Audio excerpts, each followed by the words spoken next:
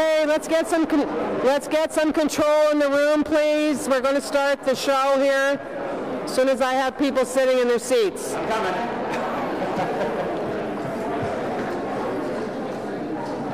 Can I have everyone's attention, please? We're going to get started. Hello, Mr. Carsons. Is your name Carson as well? Well, I was waving to Mr. Carsons. Welcome.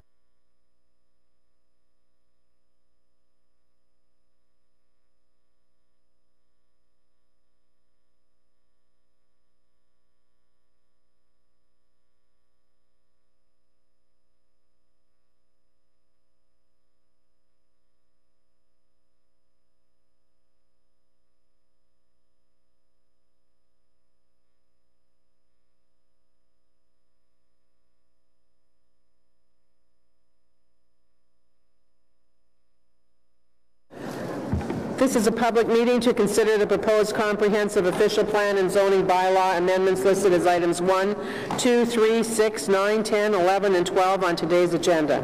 For the items just mentioned, only those who make oral submissions today or written submissions before the amendments are adopted may appeal the matter to the local planning appeal tribunal.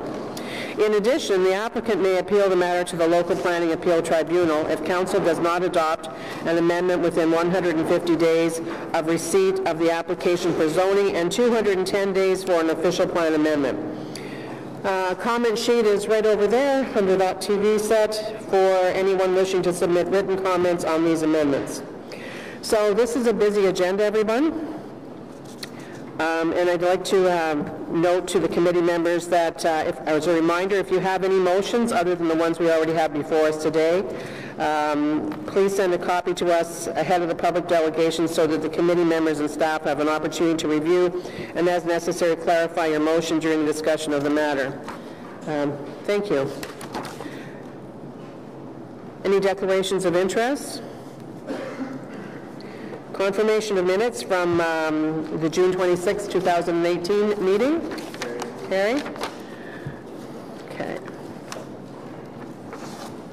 The official plan and zoning bylaw amendment for 900 Albert Street. We're going to hold that item. We have a presentation. And item number 2 is 815 Saint Laurent Boulevard, the former Rideau High School zoning bylaw amendment. We are holding that. We have a presentation and we have a couple of speakers.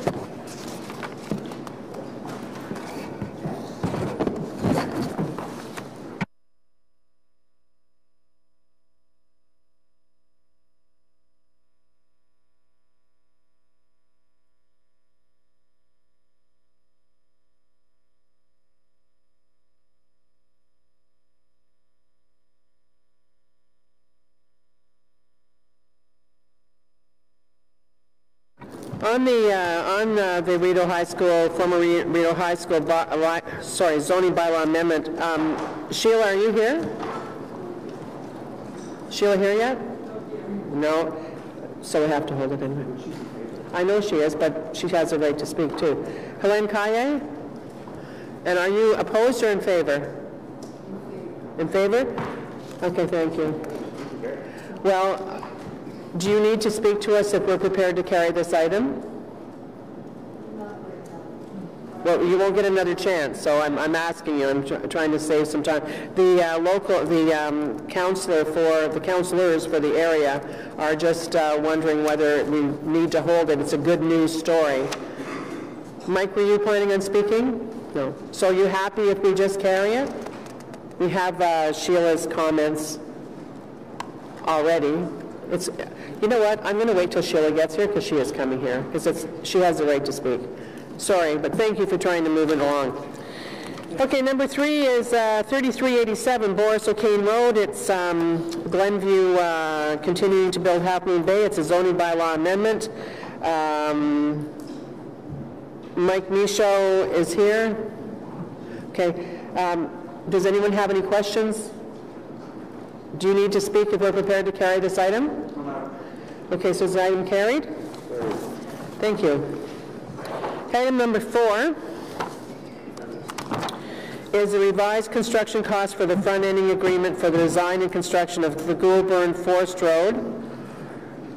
I have no, yes I do, have K&L Development representatives wishing to speak. Nobody signed up. Nobody signed up. Is anybody from K&L here wishing to speak? Are you wishing to speak? If it's carried, you don't need to speak. Does anyone have any questions? Yeah, Councillor Vice Chair Tierney has a motion to correct the report number.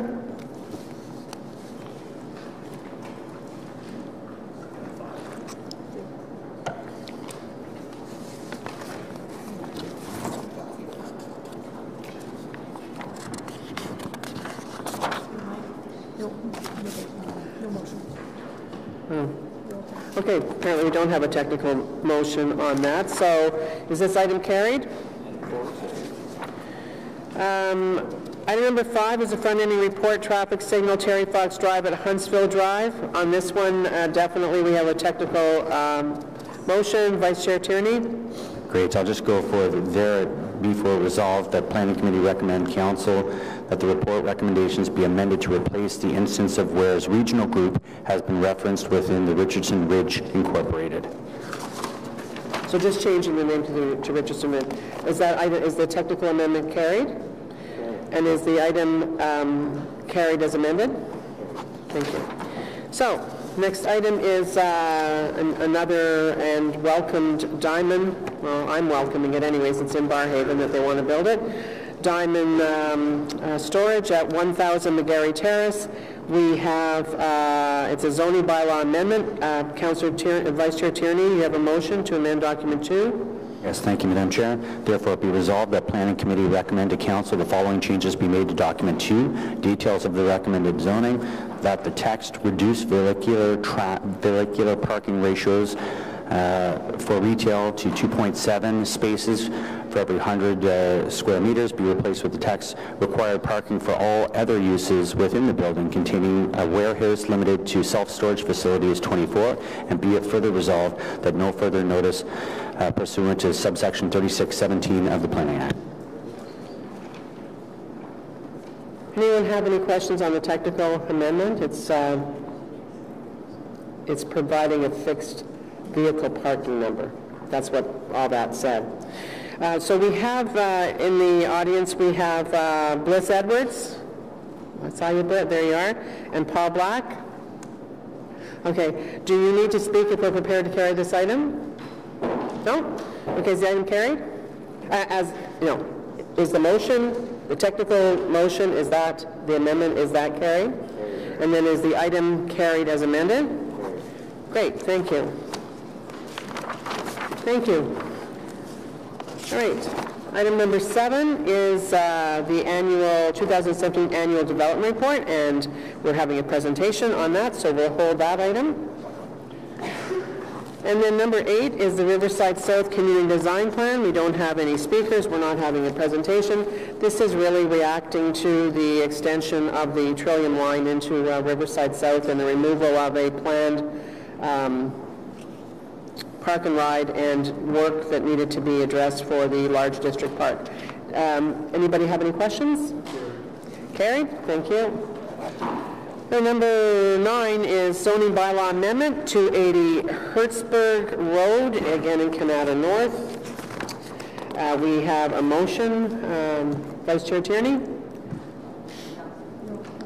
Oh, Councillor Kadri, sorry. Thank you very much, Madam Chair, and it is what I would consider a technical motion, and it says, therefore be resolved that document 2, details of recommended zoning section 2 be revised as follows. Add the text, despite table 65(4)B, a canopy may project up to 0.3 meters from a corner side lot line. And be it further resolved that no further notice be provided pursuant to subsection 3417 of the Planning Act. Okay, so we have in the audience Murray Chown, I think I saw you, Murray, and Rod Leahy. Do either of you need to speak if we're prepared to carry the amendment and the item? No? Okay, so is a motion from Councillor Kadri, is that carried? Carried. And the item as amended? Carried. Thank you. Thanks for coming out today. Item number 10 is zoning bylaw amendment, 3500 Hawthorne Road. This is for a second cup, I think, with drive-through. We have somebody speaking in opposition, Jared Cook. Is Jared Cook here? Okay, I'll call him again, but we'll hold it and remind me to come back and keep checking. And Nancy, you're here? You have to just wait. I'll give it till after the 900 Albert, and then I'll do a call out again. And if he's not there, we'll deal with it. Okay, then the next one is zoning bylaw amendment 5441, 5465, 5505, and 5571 Fernbank Road. It's Cardell and Mattamy, building in Stittsville Ward, as planned. Anybody have any questions? Let me just see if I have anybody here. Julie Carrera is here. Do you need to speak if we're prepared to carry it? Yeah. And so Vice Chair Tierney has a motion to amend the wording. Therefore, be resolved that document 2, details of the recommended zoning, section 2 be revised as follows. Replace the text, the rear yard setback for a stacked dwelling or apartment dwelling, low rise is 4 meters with the rear yard setback for a stacked dwelling, apartment dwelling, low rise, and planned unit development is 4 meters. Be it further resolved, no further notice be provided pursuant to section 3417 of the Planning Act. So is that carried? And this item, the zoning bylaw amendment for all those addresses on Fernbank Road, carried as amended? Carried? Okay, item number 12 is the zoning bylaw amendment for 112 Nelson Street. We have no speakers in opposition. You want to hold it? Do you have a simple question? Because Councillor Fleury is here. I want to ask about the affordable housing and how that might be structured, and I want to ask about drawdowns. Could you actually take that and ask them while we're working on all the rest of them? Do you need to ask them publicly, is what I'm saying? Yeah. It's election here, of course. Okay, so I guess we'll hold it. Sorry, Matt. Okay, so then we'll be waiting also, good thing, for a response to the inquiry on the bars. You can stay here or come back. We'll call you if you'd like. You have that option. No, I'm not letting him ask his question. Thank you very much for the suggestion, however. If it had been a simple one, that's why I asked him, but it's not. Okay, and then we have a Councillor Manette item, which is temporary car shelters in residential zones. Does anybody want to hold this item? In fact, hang on a second.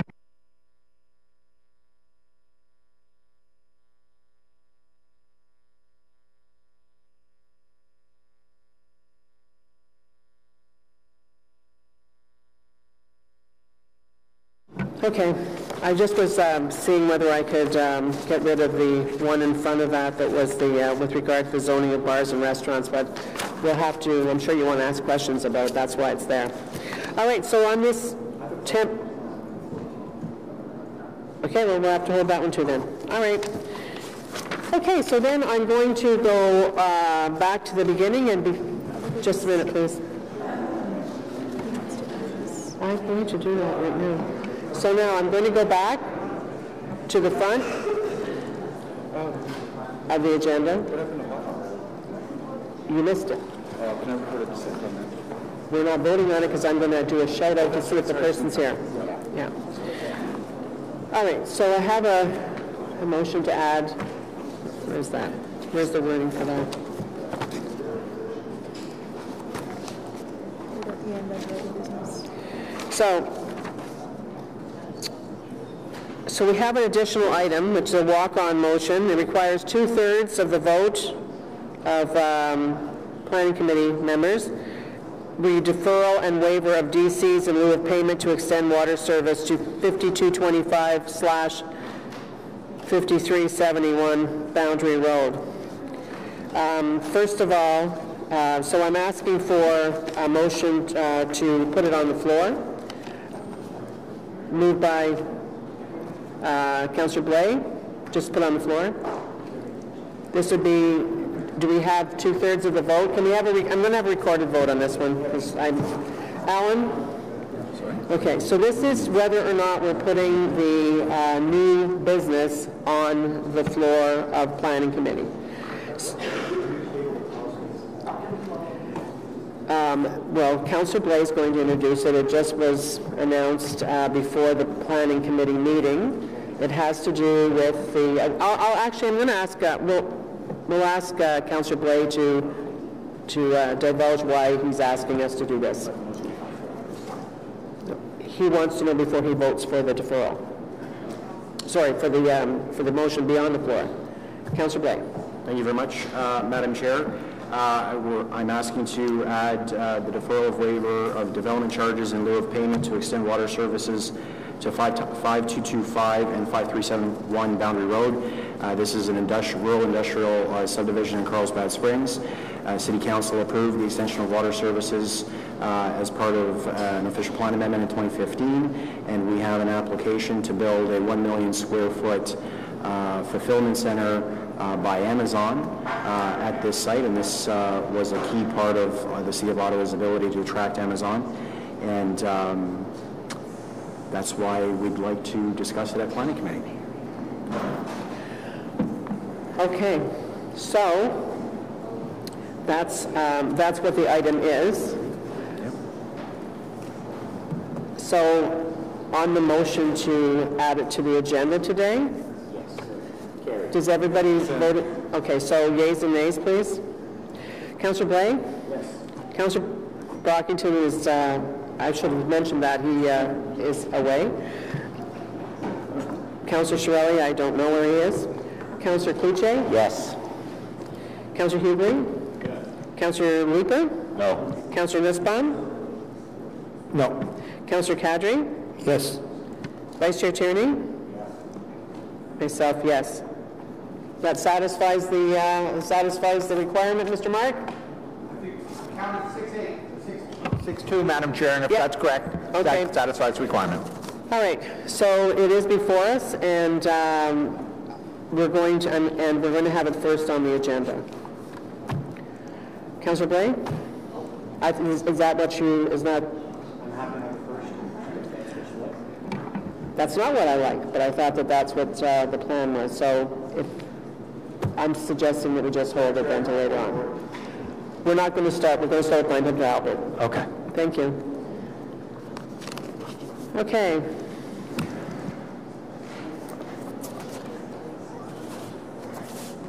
Okay, well, thank you, Madam Chair. As I meant, So we are going to go with 900 Albert first.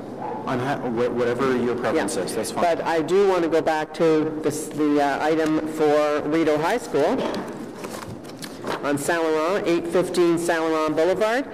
I had already asked, Sheila, you're here now? Where are you? Oh, there you are. You've signed up to speak on the hub at the former Rideau High School. Helene Caillé said that she didn't need to speak because she's in support and you don't need to speak. Okay, so on the item of the zoning bylaw amendment for 815 Saint Laurent Boulevard, is that carried? And I just want to thank everyone that was involved, including the BBRN, the Building Better Revitalized Neighborhoods Initiative, and all the work that was done by the local councillors in the area, and certainly with the Ottawa Carleton District School Board. It's an excellent project. We're very, very happy. Thank you. So now we'll go back to 900 Albert.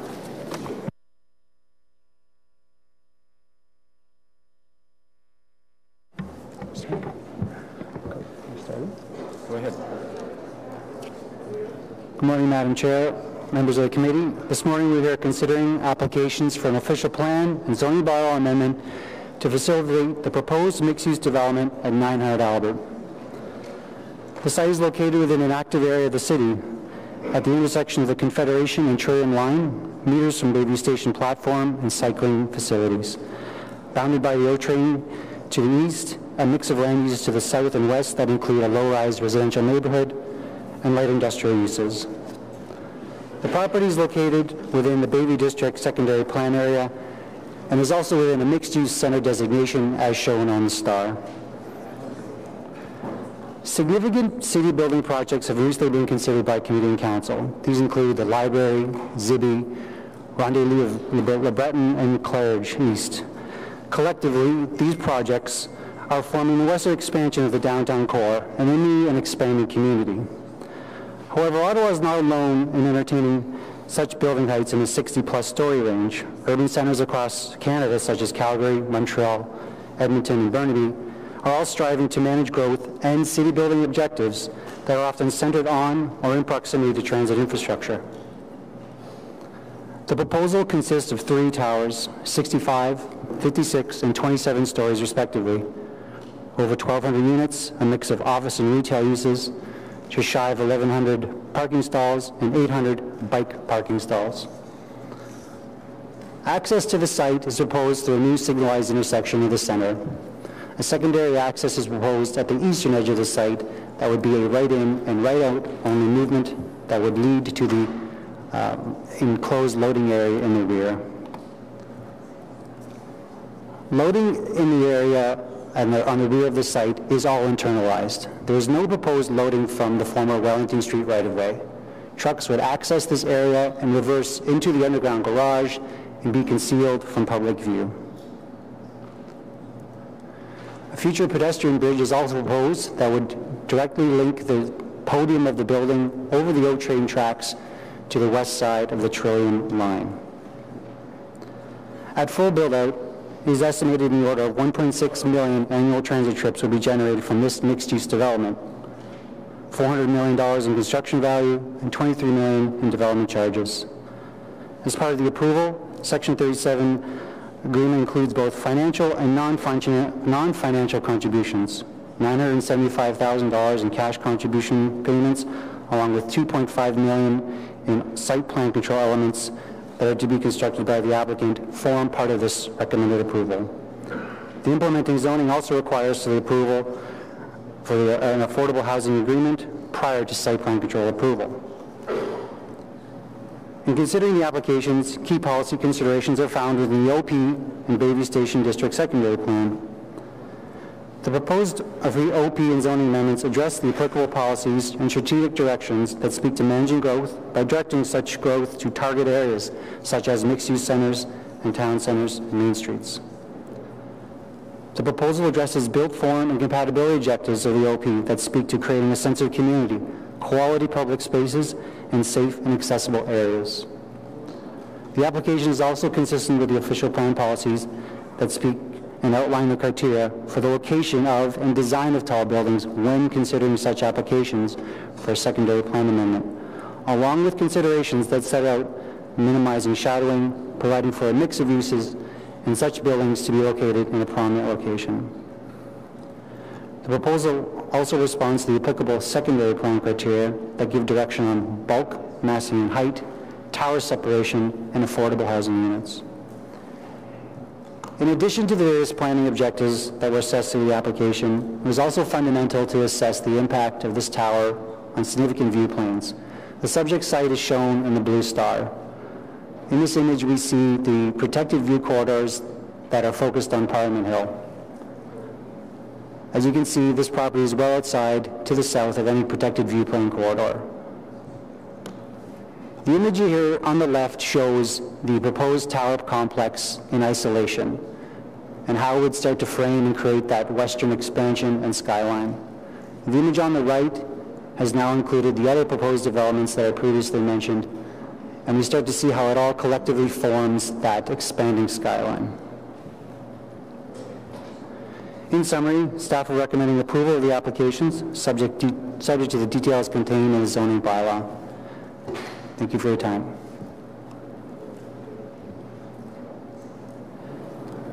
Okay, so I'd like Vice Chair Tierney to correct the secondary plan.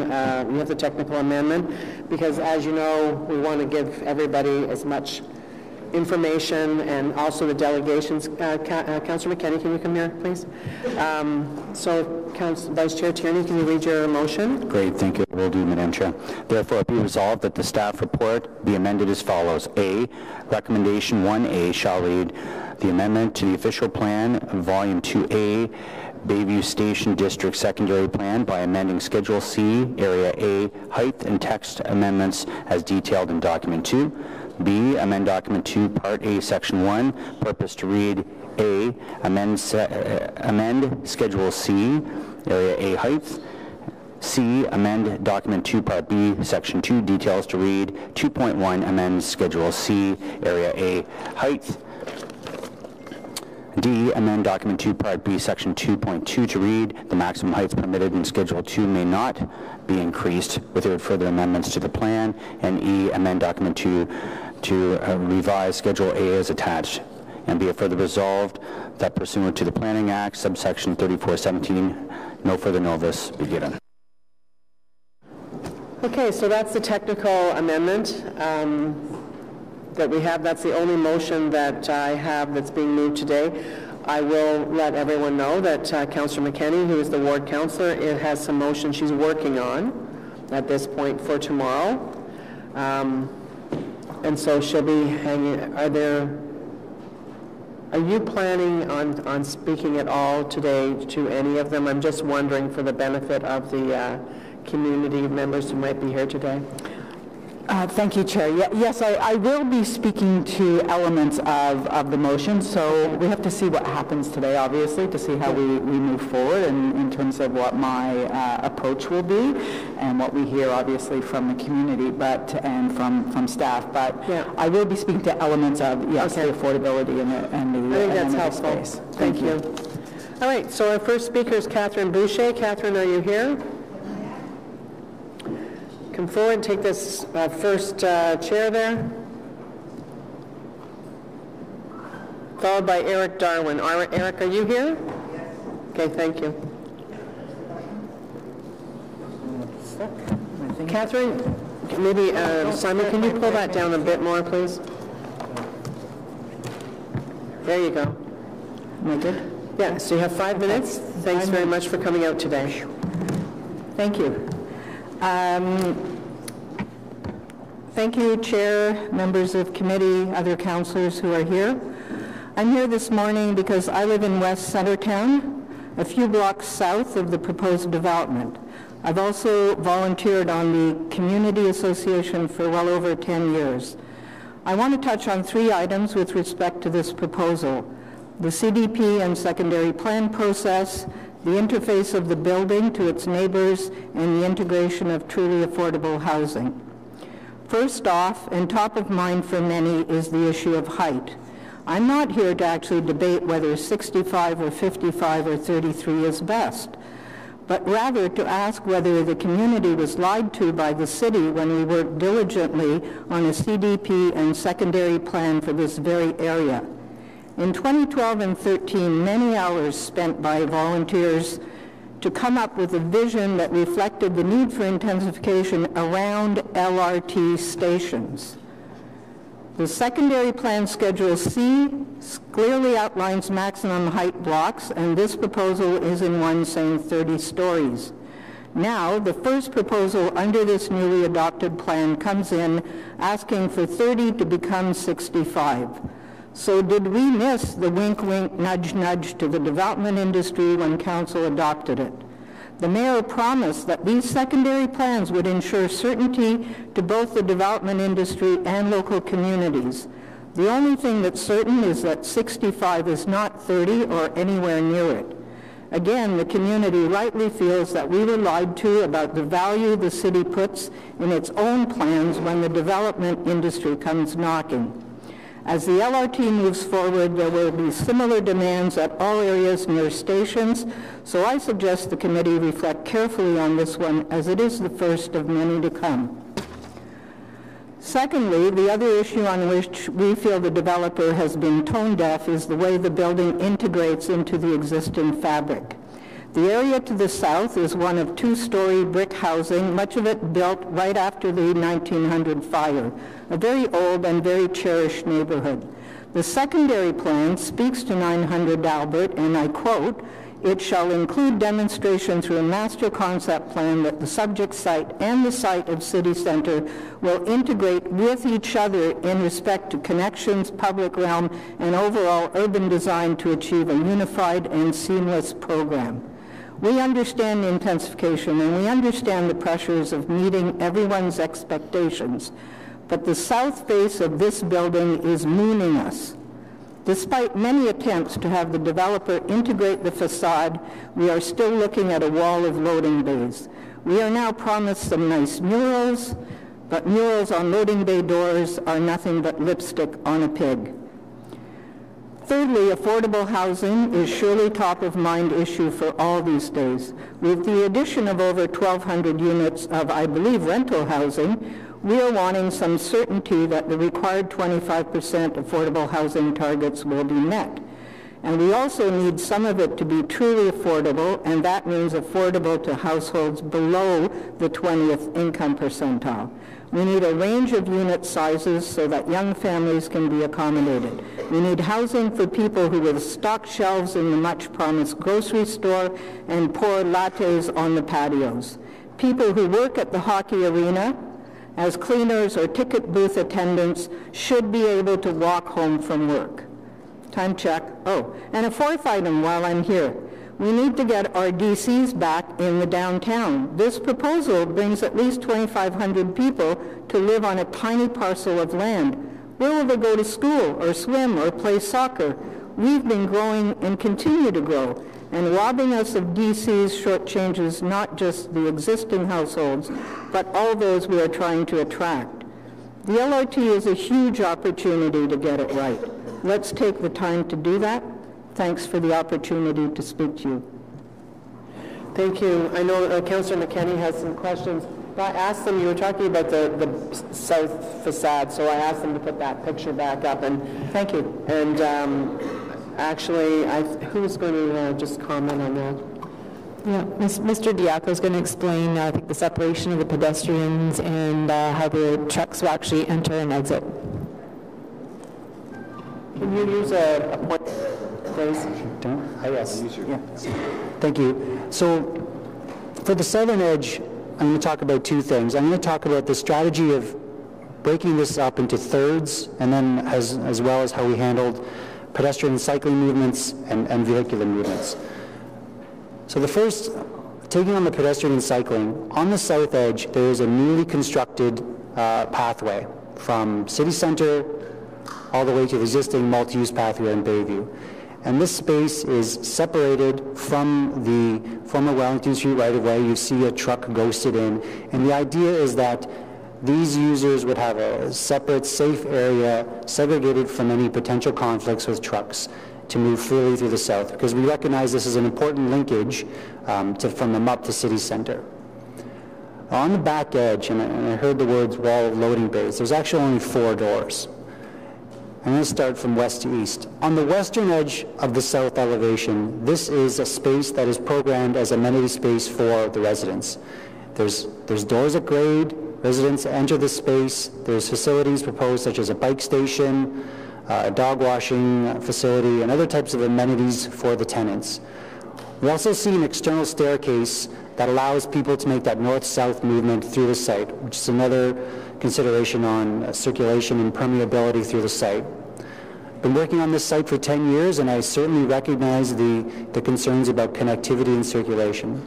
The middle third is the loading area. There are no loading activities at grade. Trucks come across Wellington Street, reverse into the space under the podium, and conduct their loading and unloading. The last third on the western edge has 2 significant features. The first is a public plaza that frames the intersection of Albert City Center, and then through this flat iron podium, you see commercial uses at grade that start to wrap around and animate that edge of the site. Thanks. Okay, thank you. Councillor McKenna, you have some questions for Ms. Boucher? So can I ask staff questions also? Well, Because how about we ask the questions Okay. first of Ms. Okay. Boucher? And anyone else have any for Catherine Boucher? Okay, so we'll ask you questions, and then Councillor Nussbaum will ask questions, and then you can ask staff. Okay. Okay? Thank you. Thank you for your presentation. I just want to pick up on the integration piece that we were just explained by staff. Just want to be clear that what you mean is not, as a community, we're not concerned that cyclists and pedestrians will have their own space that's segregated from a loading zone with large trucks. It's that there is a loading zone with large trucks that separate us from any active or animated space. If I look up there, I see a small space on the east side that might be animated. I see loading zone, which is about 2/3 of the space, and then a dog wash and bike parking. Is this what was contemplated by the community in terms of active and animated space? A loading zone of any sort and the type of uses on the back. When the community, I know that you were very much involved in it, when the community worked with the city on the Baby Station District Community Design Plan. No, obviously not. I personally have no reason to go on this pathway because it doesn't actually abut anything I'm interested in other than loading bays and a dog wash. Do I have access to the dog wash? I don't know. I could take my dog for a wash. But the fact is, we wanted the back face of this building to to the south immediately is City Center, which some of you may or may not be familiar with unless you buy artisan bread or beer or whatever. But it's a redevelopment area, and it will be redeveloped. And so the back of this development should be integrated to all that's going to happen there. So we wanted animated retail, we wanted patios and cafes and people coming in and out with their kids in their strollers and some play spaces. Now this building turns its back. As I said, basically it's mooning the neighborhood and saying, you know, here's our cute loading bays. Other than the totally east portion, there's nothing for us there. I don't know why I would ride my bike from the MUP to there to go to City Center. It's an unconnected to the neighborhood, and it does not speak to the rest of the neighborhood that will be there, hopefully. Okay, thank you. So I have a lot of questions about that south side and concerns, but we'll carry on and I can come back to it? Sure. Okay. I know that you're going to be very engaged with site plan, and some of the things you're talking about here are definitely site plan issues, and so I'm sure that you're going to continue to be involved, correct, Ms. Boucher? Oh, absolutely. We would just like somehow the developer to be... No, we have had many meetings with the developer on this back end and haven't had much result, so we're hoping a little... I know. One nudge from PEDCO would be nice. Ms. Sneddon and I, when we first became my chair and she was the director of planning, this was in February 2015. This is not a new application for those in the audience that may think that it is. So, and as you know, you have been very engaged, and I thank you for that. And we'll continue to be engaged if this passes through site plan. Absolutely. Right, and so, I mean, what's missing there is, you know, are there going to be like patio tables and all that kind of stuff, and like there is at the Artisan Bakery across the street where they've got the, not patio tables, but they've got those old picnic tables and things like that, right? So, anyway, but thank you very much. Oh, wait a minute, hang on. Councillor Nussbaum. Questions of Ms. Boucher. Yeah, thank you very much. It was interesting. Thank you for your presentation. It was interesting to hear. It sounds like you were involved when the CDP was originally developed. In reading through the CDP, I was very impressed with the extent of the public consultation. There were many open houses. There was a special public advisory committee established. You referenced the discussion about height and the highest envisioned height for the area was 30 stories right at the same site where this application is. At the time, the participants of the CDP were aware that this was going to be a future transit station, is that correct? Yes, that was actually a motivating factor for the CDP, is to address the issue of the fact it would be an LRT station. So we recommended those heights, and they were approved by staff and by council under that very impression. That was the whole point, is we need more intense development, we need height, and we need it at transit nodes and 30 stories. And if I look at the CDPs that have been approved for the transit-oriented developments in the CDP documents of the city, I don't see any that recommend higher than 30 stories. Blair, Saint Laurent, Searville, they're all capped at 30 stories. So obviously that was not that long ago, 2014, the TODs. So, you know, that is, and this is the first one out of the gate. So obviously, yes, we were very much knowledgeable of the fact that this was an LRT station, and as was city staff. Yeah, and am I right in saying that what was interesting in this case is the CDP and the secondary plan, which was passed by council, match in terms of the schedules on height? Yes, it says maximum building height, 30 stories. Okay, thank you very much. Not 30 plus, as the report keeps referring to. Yeah, thanks. Great, thank you for that. I'm going to ask Ms. Nedden to comment on that last comment. Thank you very much. I just conferred with Mr. James. Just wanted to make sure that we were clear on terms of the evolution of the policy conditions in this area. So while the CDP and secondary plan contemplated the 30 stories, once the official plan came forward and was approved by council in 2014, in this particular area we talk about 30 plus stories. So just wanted to make sure that everyone was aware of the evolution of the policy in this particular area.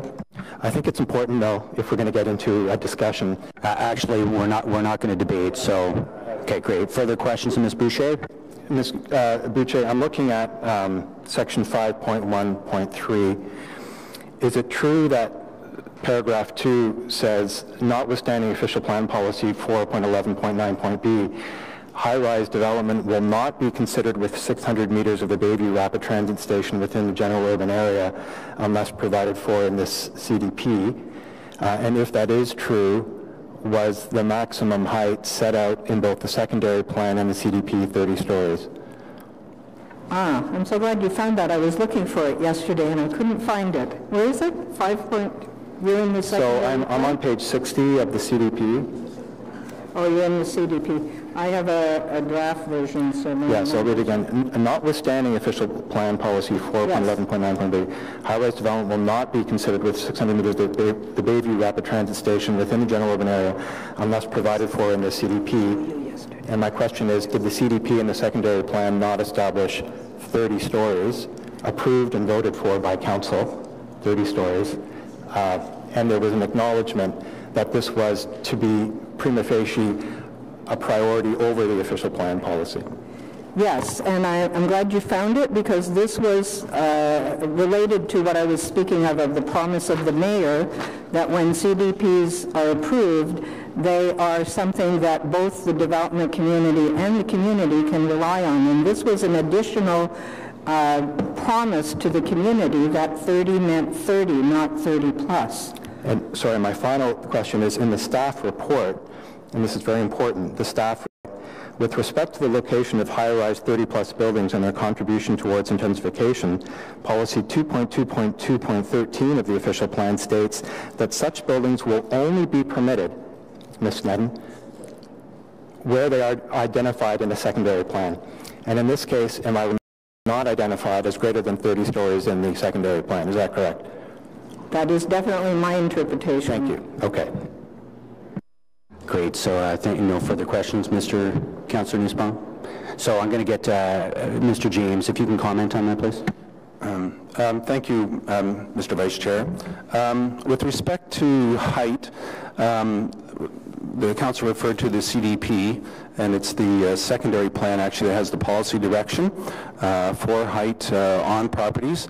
The city passed, the council passed OPA 150, which gave us direction for where we want to have high-rise buildings, up 30-plus stories. They are to be located no more than 400 meters away from transit stations, preferably within 200 meters, such as is the case here.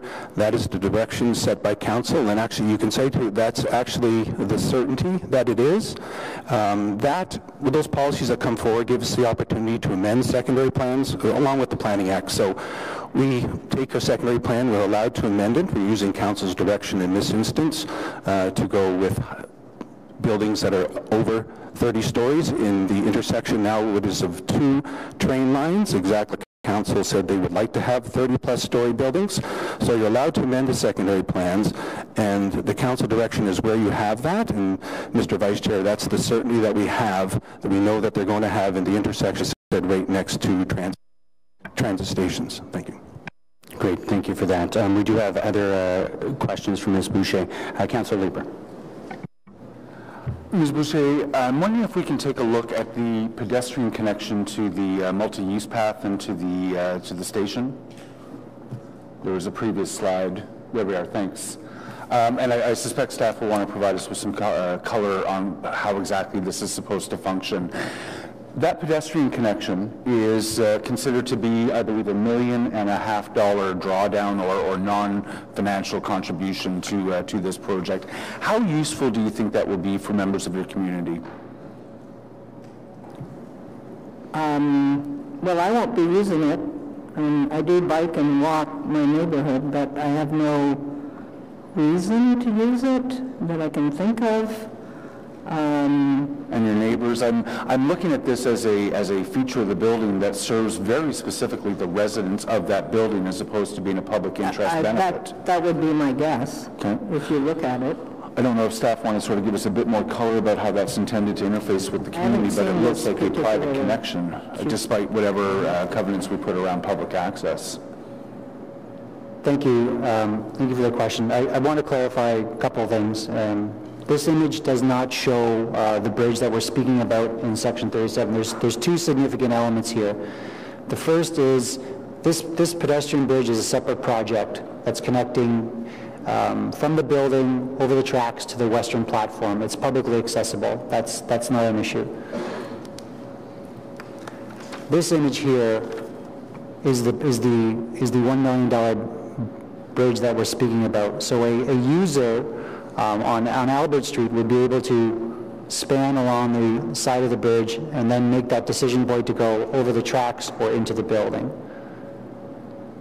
And this is that, and this is what's covered in that Section 37 agreement. So it's not shown in a color rendering for it, but we see it on the site plan. This is that elevated bridge taking someone along Albert Street into the covered overpass or into the plaza.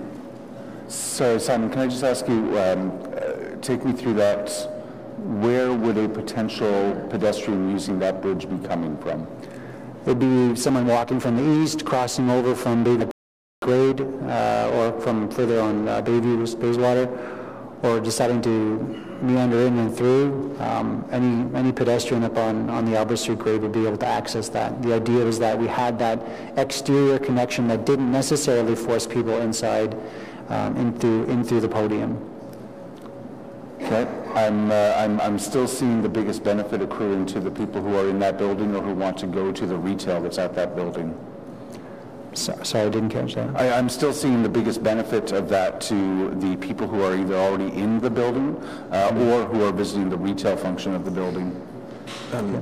Mr. Vice Chair, really, pedestrians actually cyclists too if they want to walk their bike. If you're traveling from the east to the west and you want to go over across to the station, in our opinion, it serves as a great link. You don't have to go in the building, you go along the front and then down the side and across. It gives it just another opportunity as opposed to traveling all the way around. It's a quick shortcut. Okay, I appreciate the color. Thank you. Great. Yeah, for sure. You were actually next on the list here. Okay, thanks. Councilor McKenney. Just back on that, just for a bit of clarity, where does the fare zone, paid fare zone start? the fair paid zone would start on the once somebody came in through the bridge and on the western side of the track. So one would be able to cross the bridge and then enter into the fair paid zone on the western side of the tracks, or then at the existing MUP that's on the Town Barn Arena site. So those two links, or one complete link, is open and accessible 24/7, like at all times? Those are site plan issues that will determine the exact operation, but we can follow up with that information. So we could see it closed, like it could not be open to the public? The idea is that it's publicly accessible for at a minimum of the hours of operation of the O train, which only shuts down for between 3 and 4 hours a day for daily maintenance. Okay. Okay. Thank you. Okay. Thank you very much, Ms. Boucher. So we'll call up Mr. Darwin.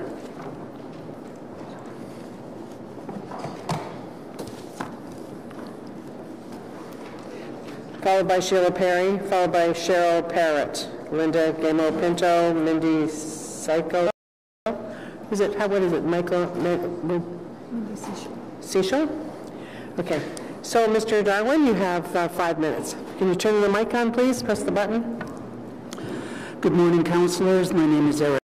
I'm here on behalf of the Dalhousie Community Association, which I helped found back in 1982, which represents the neighborhood on the west side of the downtown core since the big time that area was called Dalhousie Ward. Make no mistake that the 900 Albert proposal before you today is a huge investment of capital, and being located at the junction of the east-west Confed line, which we are constantly told is the largest investment in the city's history, and the north-south Trillium line, which may in our lifetimes actually go to the airport or cross the river to that other place.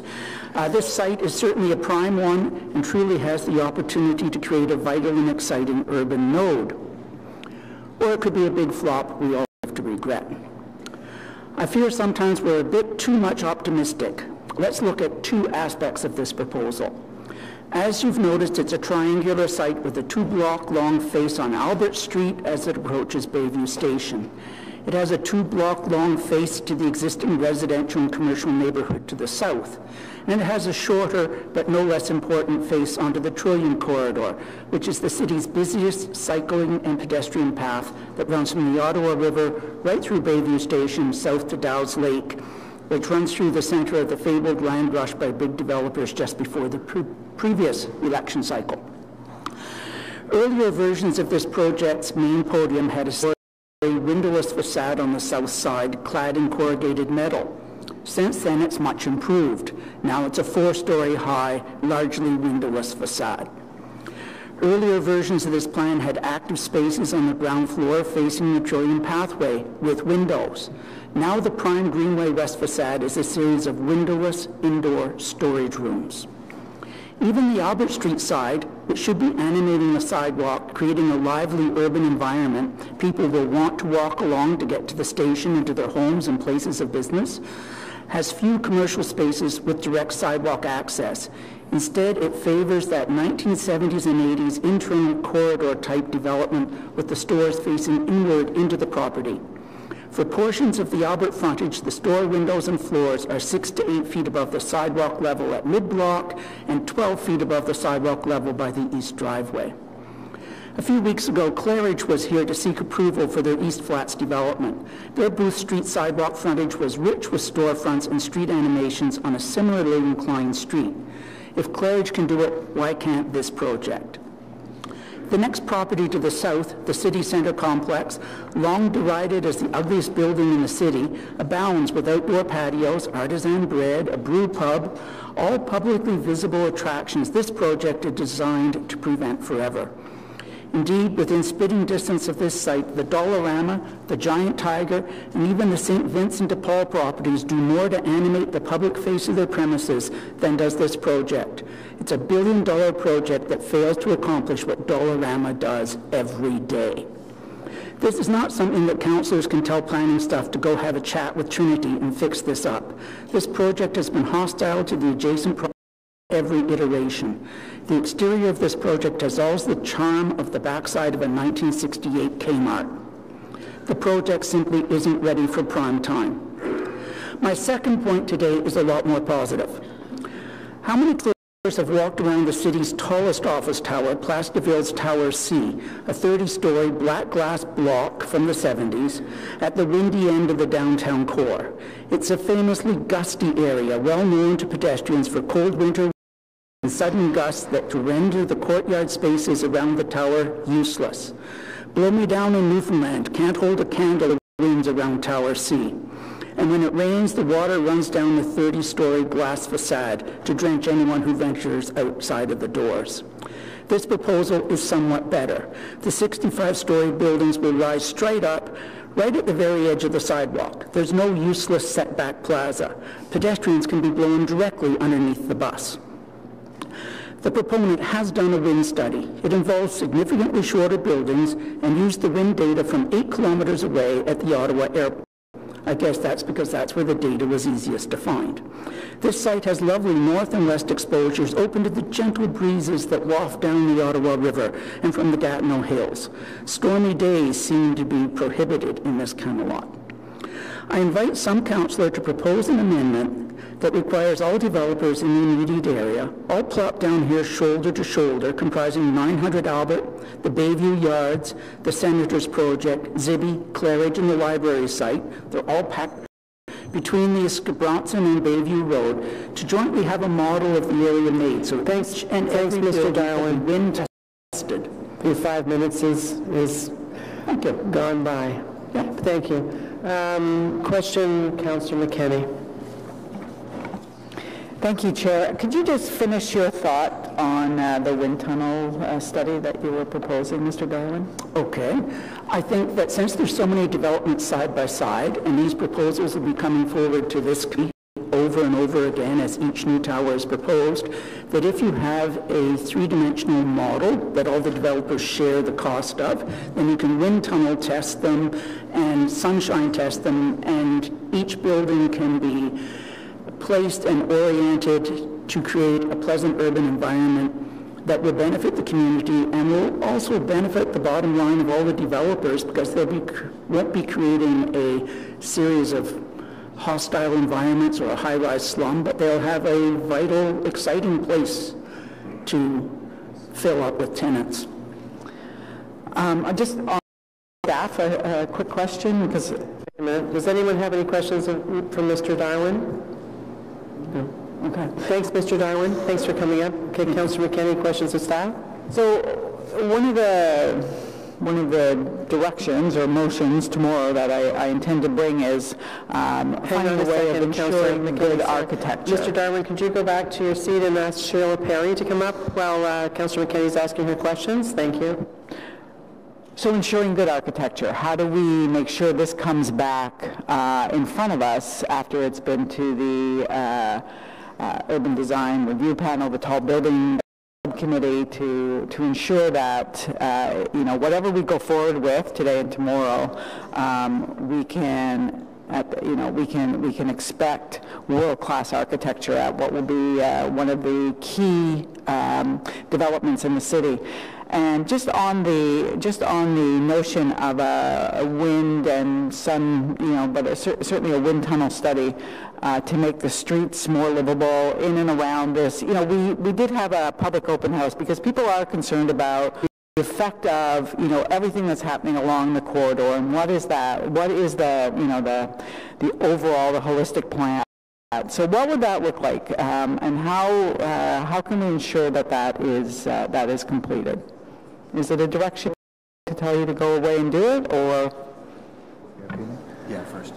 First, the question about the project coming back after the session with UDRP. You're aware that there's a holding provision that requires a secondary visit, or third visit back with the UDRP's subcommittee, where we'll start to look at these and further refine the fine-grained details. That requires your concurrence to satisfy that condition, and you do have the ability through site plan control to remove delegated authority, and that could come back to planning committee for consideration on the site plan matters that deals with that whole gamut of public realm, doors on streets, all of the concerns you've raised. So that is that mechanism available to you, Councillor. On the question of the overall wind study, the detailed studies are based around an actual model of the bill. I'm not a wind expert, but the idea of doing a super model or some type of collective, cohesive study has some traction or some merit to it. I question some of the logistics of how we would do that, because we're dealing with theoretical things on other projects, and this is a real project that has a high level of design construction. It's not to say that it could not be done. We would need to consider another response on how to implement that. And if I may, Madam Chair, as part of the site approval application process, and having gone through the sort of a subcommittee of the UDRP and coming up and tweaking the design, that would be a requirement to the site plan to upgrade or update their wind study. You can do that on, there's a desktop, it's called, on a computer one, as opposed to, or you could actually build a model, but you could do that on the computer with knowing what we know about, well, whenever, or even Rendezvous Benton comes in at some time, but we have an idea what it might look like, and other developments that have happened in the area, we can upgrade the wind study through the site plan control process. So can I give that as formal direction then? Because, you know, I will have the authority, obviously, to lift delegated authority from staff around all of the holding. So it is something that I will be looking for. So in advance, if I can request formally an updated wind study that would model that entire area. Yes, Madam Chair, we will take that as direction to do that. Yeah. Thank you. Good. Okay. Welcome, Sheila Perry. As you know, you have 5 minutes. Thank you very much for this opportunity to speak. As president of the FCA, the Federation of Citizens Association, we're very interested in this project. First of all, we're an incorporated nonprofit, volunteer-run organization that acts as a forum for community associations and similar nonprofit groups across Ottawa. And as member associations, we share issues facing communities, and when appropriate, we certainly like to comment. So we have submitted to you 4 key areas. There's no doubt about it that this is a potential game changer with LRT coming in, and we certainly understand the whole notion of trying to intensify some of those areas across the city.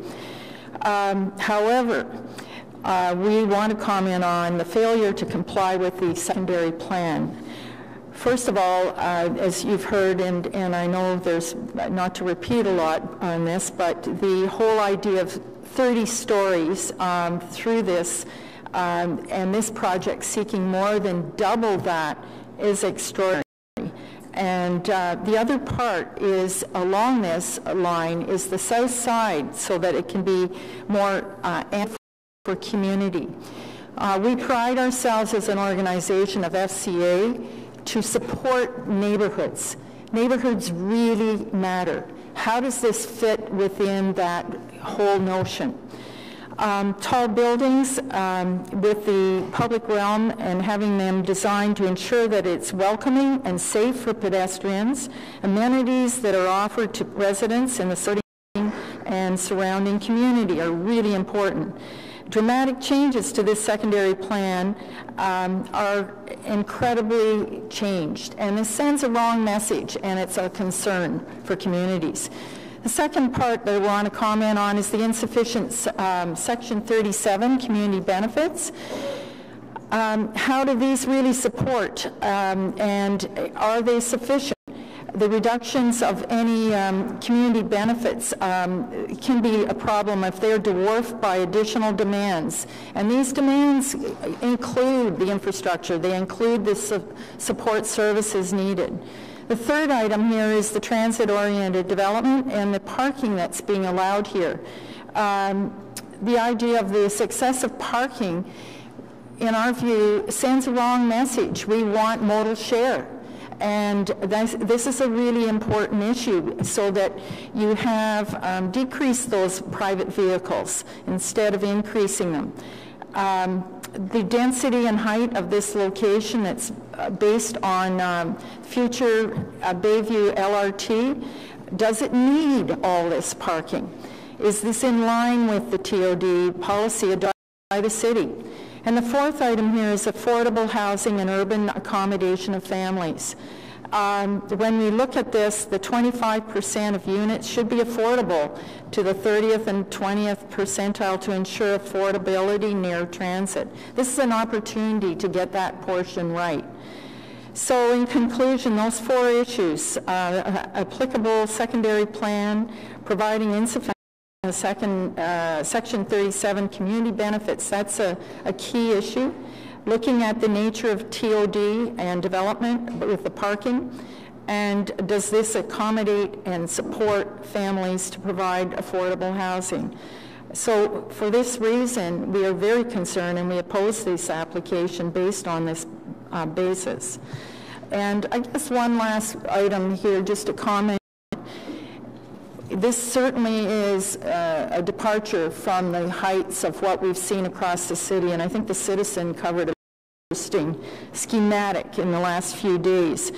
I guess a bigger question here is this really going to attract the numbers that are really forecast here? 65 stories. Will that really accommodate or be attractive for people? So on behalf of the FCA, thank you, and certainly we're open for any questions. So I think we have some questions for you. Councillor Shirelli? Just Councillor Shirelli, okay. You too? Thank you. I was looking at your objections. They weren't the ones I expected. Some of them are, but some of them aren't. Have you looked into or been satisfied to regarding the Section 37 and the amenities that will be provided? Can you speak louder, please? I can. About Section 37. Okay. Is it your position that the Section 37 benefits will provide the right amenities to compensate for the additional people? Are you asking this to Ms. Perry? Yes. Okay. I think in our read of what we've seen in the report, we feel it's not sufficient. And given the massiveness of this project, what are the benefits? And Section 37 should help provide so bigger questions. You know, you look at the numbers of people in this area that demand on the infrastructure. And that's everything in the area. Benefits to the direct community in terms of the friendliness, the animation of that whole area. And obviously LeBreton Flats is something that's going to be changed, but this area of Albert Street backs definitely into the community. And the last thing I think that is critical in this, we see an attempt to support affordable housing, but it could be better. Okay. Aside from affordable housing, I recognize it's not your job to do this, but did you, I'm just wondering if you identified specific shortcomings you saw in what Section 37 would do here, or if it's a general statement? It's more of a general, we're not pros in this whole area, but in the general overall view, when you look at the size of this and the actual payoff, or can this make a return to a direct community, that's a key issue for us. Okay, so Ms. Nutty has comments.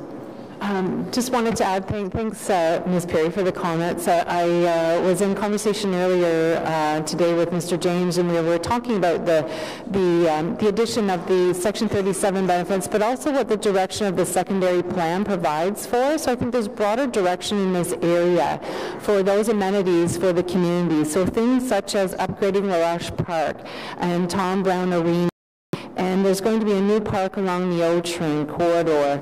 And the city staff are also working on a recreation master plan, and then through DCs, cash and lieu, Section 37, within this area of the city, this greater western becoming downtown area, there is broad policy direction that identifies those things that I think will assist in those community benefits that you may be looking for. Thank you, Ms. Snowden. Thanks, Sheila, for, Councillor Leeper, sorry. I'm not sorry, but I forgot. Questions of Ms. Perry, please. And I do want to just add a little bit of precision to the questions that Councillor Shirelli asked.